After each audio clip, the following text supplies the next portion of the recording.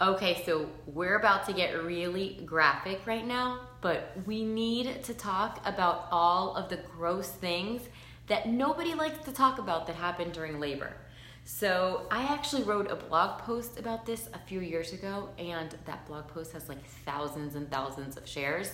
So I know it's stuff that we need to talk about, and I know that I wished that somebody would have told me all these things before I had my babies. And well, the second time I was much more prepared, but the first labor, nobody told me about these things, so I wasn't prepared. So I want to share some of these things, if whether this is your first pregnancy or not, whether it's going to be your first labor or not, some of these things may really help you, some of these tips. But so let's talk about, I have 4 things that I want to talk to you about that are pretty gross, that nobody likes to talk about, nobody tells you about. Like, how come none of like our good friends that have already had labors don't tell us about these things? I always wonder that. But anyways, I'm going to talk about them with you so that you're much more prepared. But before I do, let me just introduce myself in case we haven't met. I am Michelle Marie, and I am the creator of the Fit Mom to Be Pregnancy Workout Program, an online program that has served over 100,000 women. Pretty crazy. I have 2 babies, not babies anymore. One is 8 and one is 4. And I've been through it myself, and because I've worked with over 100,000 women, I've pretty much experienced everything that has to do with pregnancy and postpartum. So basically, my goal is to just give you guys the shortcuts, the tips, the strategies to be able to have a more fit and healthy and easier and happier pregnancy and a much easier time postpartum. We cool with that? Okay, so the first thing that I want to talk about is pooping. Okay, so you probably heard it before, but I want you to think about this in a different way. So if you're having a vaginal birth, there is a huge chance that you're going to poop while you push. So here's what I don't want you to do. And this is what I did the first time. I was like so preoccupied with pooping. I was like so worried. I didn't want anybody to see it. I didn't want anybody to smell it. I didn't want to like know I did it. Like it just like, it really freaked me out. I like asked the doctor if he should give me like an enema, and he was like, no. And so let me tell you what's gonna happen. You're gonna stress out over pooping during your labor. And once you're in labor, if this is gonna be your first labor, I don't mean to scare you at all, because it's a wonderful thing. And so is an epidural. But you just don't even care. You don't even give a rat's butt if you poop, because you're in so much pain and you're thinking about pushing, and you're thinking about, and you're just counting contractions and seconds, and you're not even gonna think about pooping. So what I want you to think about now is, first of all, I think this is one thing that I did the second time that really helps me, is because it's a little bit of an uncomfortable thing as a woman to like experience with her husband. If your husband's gonna be there, just talk to him about it beforehand. So just be like, I'm really afraid of like pooping. I don't want you to see that. I know that most women poop during delivery. And so I just want you to know that happens. Don't be grossed out about it. If it grosses you out, just don't look, And also I told my husband and my mom the second time. The first, I didn't know, right? So I kept asking, did I poop? Did I poop? And they kept going, no, you didn't. Like my first labor, I remember like my mom was there, my sister was there, my husband was there, my grandmother was there, and I remember like I kept asking, did I poop? Did I poop? And like they were like, no, no, no. And then like all of a sudden I'd like catch like a nurse like looking at my mom, or then like my grandmother made this face, and I was like, so I totally did. But like the second time around, I was like, I just told my mom and my sister and Danny, I was like, I don't want to know if I pooped. I don't want you to make faces. Like, I understand that this is going to happen. I just don't want to know about it. So the whole poop thing, all I want you to do is to embrace the fact that it's going to happen, that it happens to like 90% of us. And I want you to have a conversation with your husband and whoever else is going to be in the room, and just make them understand that it's a normal thing and that it's probably going to happen. That way you don't have to be embarrassed about it and preoccupied about it, because anyways, during labor, you're going to forget about it because it's so freaking painful, and you're pushing, and you're not even gonna worry about it. So there's no sense in worrying about it now. Okay, so the second thing, it's gonna get, the last two are the best, but okay, the second one is the placenta. So I was so like stressed out about getting the placenta out that, so I pushed the baby out. My labor was 4 hours.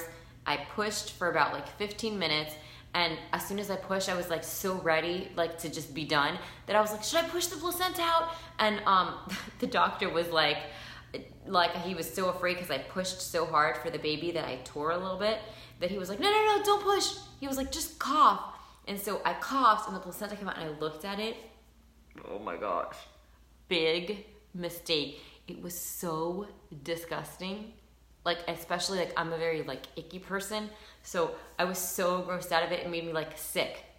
And so I just want to encourage you, if you're like that type of person, you get like grossed out and you're icky about stuff, don't look at the placenta. Okay, so once like the baby's out, you're done pushing, and like they tell you, okay, now we gotta push for the placenta, don't look, because it's really disgusting. So that's an easy one. The poop thing is like a major thing that you could do something about. You can talk to the people that are gonna be in the room, and you can just embrace it and be done. The placenta thing, just don't look at it. Okay. The next thing is the Gucci coochie. Okay, so bear with me here. So my first pregnancy, it was crazy. The doctor was not ready. Like, he didn't think that I was gonna go into labor so fast. So I was the first time. So they induced me. I was 40 weeks. He was like, oh, I'll be back. It was like 9 o'clock at night. He was like, I'll be back tomorrow morning. I'll give you the Pitocin and we'll be ready to go. Well, all of a sudden my water broke and I was in labor, and they called him to come. It went so fast. At like 2 hours later, they were like prepping me for the baby and called the doctor, and they were like, you got to start pushing. And I was like, what? This is crazy. I'm not even supposed to be in labor till tomorrow, and the doctor isn't here. I'm not pushing. But they were like, just start getting the baby, like rocking him into position. So I started doing some pushes, and at some point, my contractions were like I ended up getting an epidural like right at like almost 8 centimeters. So imagine, I was like in so much pain. I was so tired. Thank God it was so short. It was 4 hours. But so they were like, okay, push. And I was pushing, and the doctor walked in the door as I was pushing. And I guess they're not allowed the nurses aren't allowed to deliver the baby if the doctor's in the room. So I was like, full blown, like how you see it in the movies, pushing. And they pushed the baby in. And during the whole time that I had been pushing, the nurses like had their hands inside, and they were like, massaging my cervix so that it would open with every contraction as I like pushed. So they were being really careful. It was really great. But that last like one that they were like, they weren't ready for me because the doctor was coming in. They were like, no, don't push. So I like relaxed the baby, went back in, and then the doctor comes in, and he's like, I guess he thought that he like couldn't believe that they had called him over there. I think that he doubted that I was really like in labor. So he like walked in, he's putting his scrubs on, and he's talking to my mom, and they're putting stuff on him, and I'm like legs up, and I was like, I remember I was like, Dr. Stemple, I'm going to push! And I pushed, and he like grabbed a towel, something, and like literally pushed the baby in. And I tore. And I didn't know at the moment. All I know is that he was like, stop, Michelle, don't push like that again. And so he got ready quickly. He was like, all right, this is really going down. And he was like, okay, so like the next contraction, he was like, push really. He was like so scared of my pushes, which by the way is like one of like he was like, you are so strong. It's obvious that your workouts and you exercising and being strong during your pregnancy helped you so much. You couldn't believe how fast my labor was, how short a time I pushed, and how strong I pushed. So that's kudos to exercise. But so he was like, don't push hard. And but once the baby came, since I did that last push where I was like, I'm gonna push, he like pushed the baby in. I tore at that point. Okay, so all of that story to tell you, right? So after that, they had to sew me. So I didn't have an episiotomy because that's when they actually like break, tear you, like they do it for you. I actually tore. So he had to stitch me. So the baby was out, everything was okay. And all of a sudden, he's like, I'm like, Dr. Simple, how many stitches are you putting, or how many more stitches do you have left? And he was like, why, are you feeling this? And I was like, yeah. And I guess the epidural, they didn't put a lot of epidural because I got it at like almost 8 centimeters. Hey, Ariel. So I was like, yeah, I feel that. And I was like, how many stitches are you giving me? And this is like the all-time like one-liner. He goes, don't worry, honey, I'm giving you a Gucci coochie. So I was like, okay, well, in that case, give me the Gucci coochie. But so all of that to say that if you do have an episiotomy or you do tear, which it probably like 8 times out of 10, I've heard that most women do. Like, I've been working with pregnant women for 10 years, and most of them do. So just warning you, if it happens, it hurts like a mother, okay? And there are a few things I want you to do. First of all, that little spray, they give you the spray at the hospital that let you just spray on, and it is like life-changing. It alleviates so much. They give you these little like pads. They're like little, what do you call them? Like wipies, but they're witch hazel, and that also really helps. And then they give you these like ginormous pads with like ice on them, and they're so uncomfortable and disgusting, and you feel so icky. But I want you to, when you leave the hospital, ask the nurses to give you extra witch hazel pads. Ask the nurses to give you extra of the spray, and ask them to give you a few extra of those pads.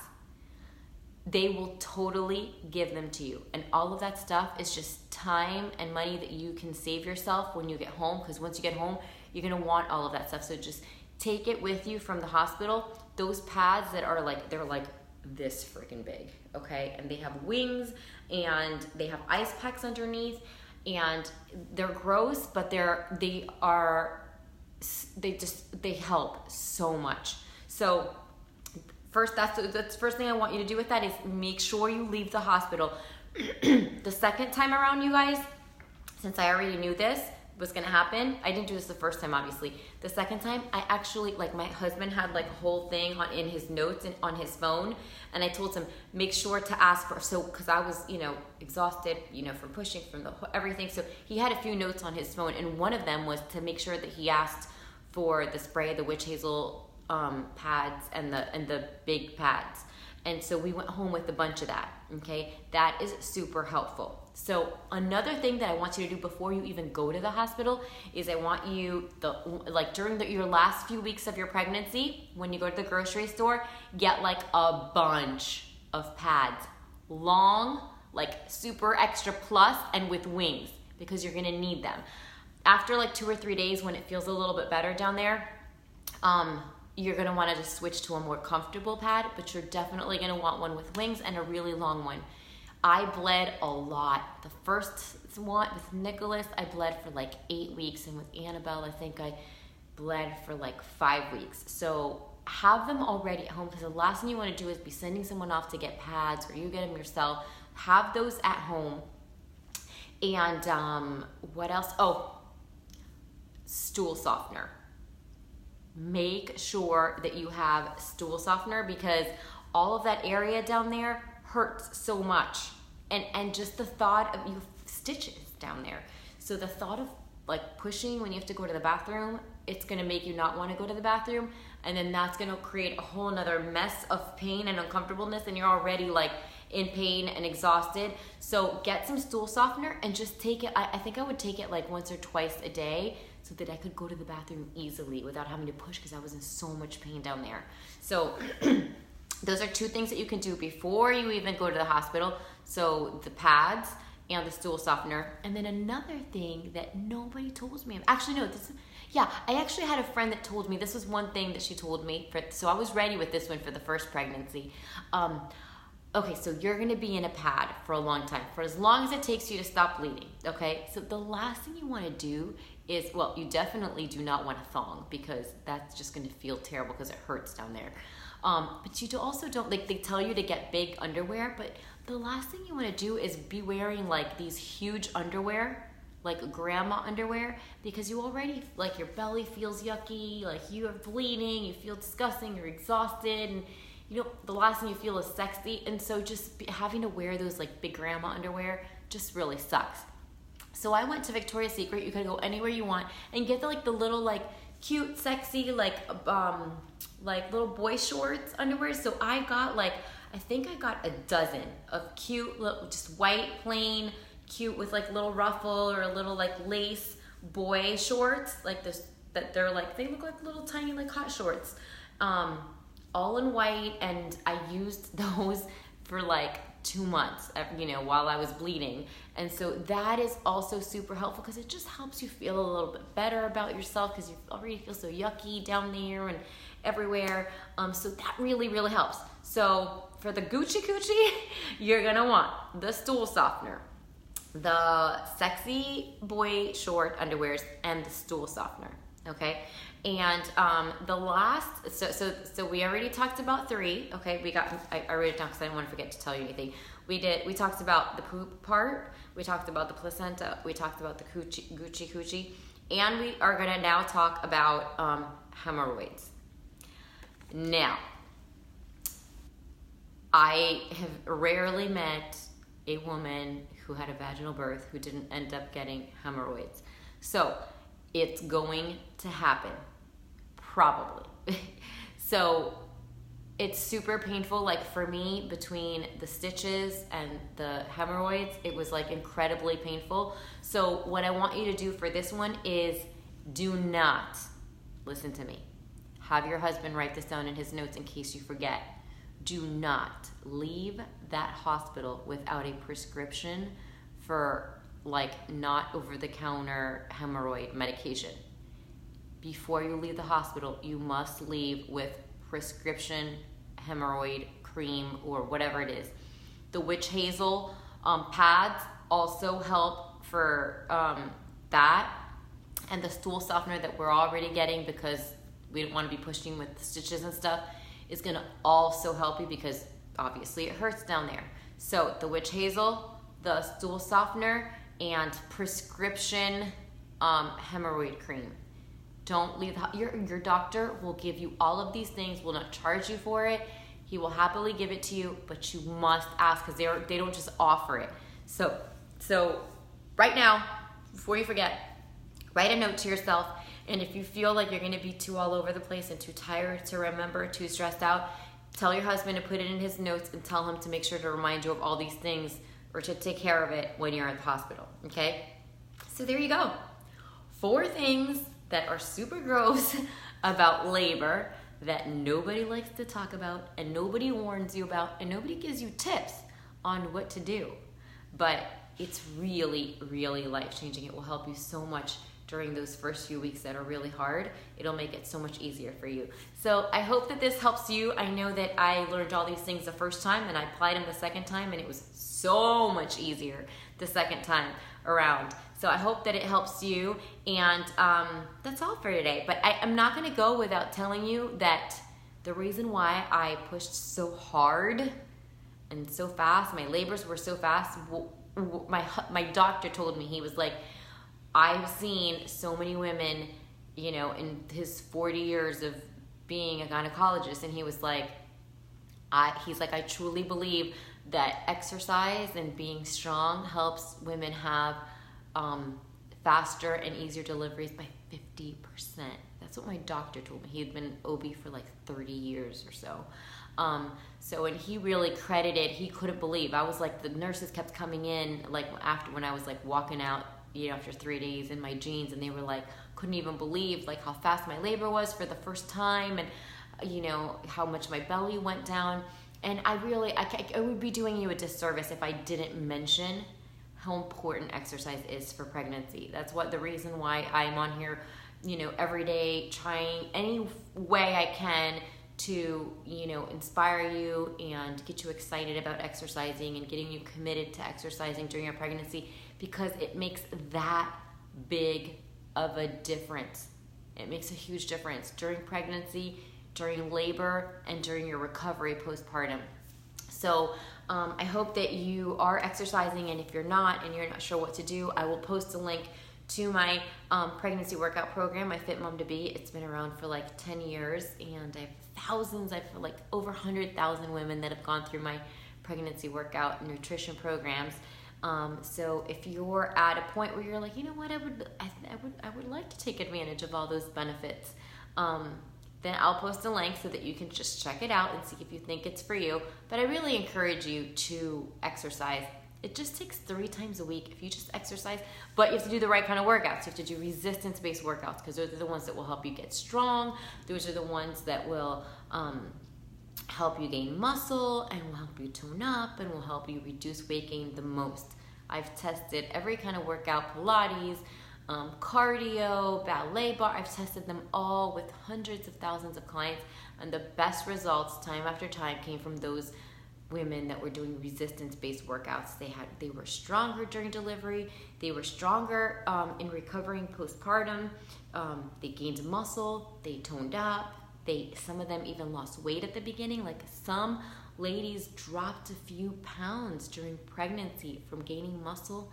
It's amazing what the body can do, but it is possible. So if you've been feeling discouraged about your body during your pregnancy, I want you to know that there's hope. No matter how many weeks you are, it is possible to tone up, and it is possible to safely drop some pounds. I don't want you to focus on wanting to drop pounds, but I want you to know that if you feel like you're in a bad place, like you've piled them on too quickly, that it is possible to, once in a while, once in a checkup, be able to drop a few pounds safely, because it's body fat and you'll be gaining muscle. So it changes your body composition, and you'll look more toned, but you'll still be able to be healthy. Your baby will still get all the nutrients, and it's just better for everybody all around. So if you're feeling encouraged but you don't have a plan and you would like one, I will post that link, and I hope that these tips serve you as much as they serve me. I know that this post that I did on this subject has been shared like 5,000 times, so I know that it is helpful. So I'll talk to you guys later. Bye, Ariel. You are 27 weeks. That's amazing. Okay, if you were watching this on a replay, if you have any questions about anything that I talked about, feel free to put it right here in the comments. I always go back and answer any questions there are in the next several days. So you guys have a great day, and I'll talk to you soon. Bye.